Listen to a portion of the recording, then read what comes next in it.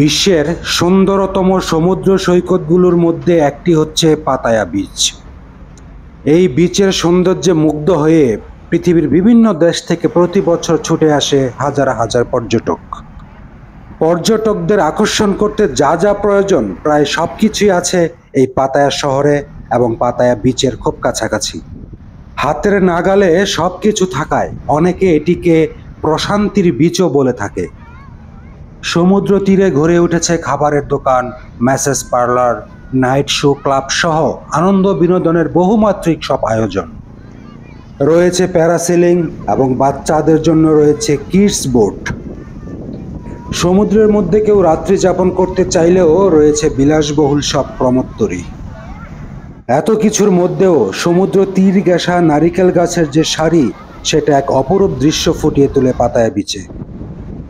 পর্যটকদের নিরাপত্তা দেওয়ার জন্য সার্বক্ষণিকভাবে এই বিচের পাশে থাকে ট্যুরিস্ট পুলিশ। তাদের খবর দিতে হয় না, ওনারাই নিজেদের দায়িত্বে এবং সিসি ক্যামেরার মাধ্যমে বিচের কোন পাশে কোনো অসঙ্গতি আছে কিনা সার্বক্ষণ তারা পর্যালোচনা করে। তার ফলে পর্যটকরা এখানে কোনো অনাকাঙ্ক্ষিত ঘটনার সম্মুখীন হয় না বললেই চলে। বিচের খুব কাছেই বলা চলে হাঁটা দূরত্বে রয়েছে 2 স্টার, 3 স্টার, 4 স্টার এবং 5 স্টার মানের অসংখ্য সব হোটেলের আয়োজন। আর যারা একটু সস্তায় অল্প টাকার মধ্যে রাত্রি যাপন করতে চান, তাদের যেতে হবে পাতায়া সেকেন্ড রোডে।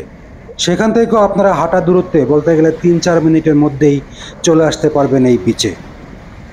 থাই, চাইনিজ, ইন্ডিয়ান রেস্টুরেন্টের পাশাপাশি অসংখ্য বাংলাদেশি রেস্টুরেন্ট গড়ে উঠেছে এই পাতায়া শহরে।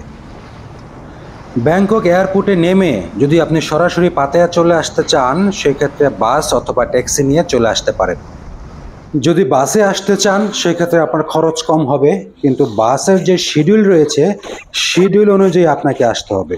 আর সরাসরি এয়ারপোর্ট থেকে আসতে চাইলে এয়ারপোর্টের ইমিগ্রেশন পার হয়ে বাইরে আসলেই আপনারা দেখতে পাবেন অনেক ট্যাক্সি। একটা ট্যাক্সি নিয়ে ঝটপট চলে আসতে পারেন পাতায়ায়। ব্যাংকক এয়ারপোর্ট থেকে পাতায়া আসতে সময় লাগবে ম্যাক্সিমাম 2 ঘন্টা। দিন এবং রাত, পাতায়া বিচের সৌন্দর্য কিন্তু দিনে একরকম এবং রাতে আরেক রকম।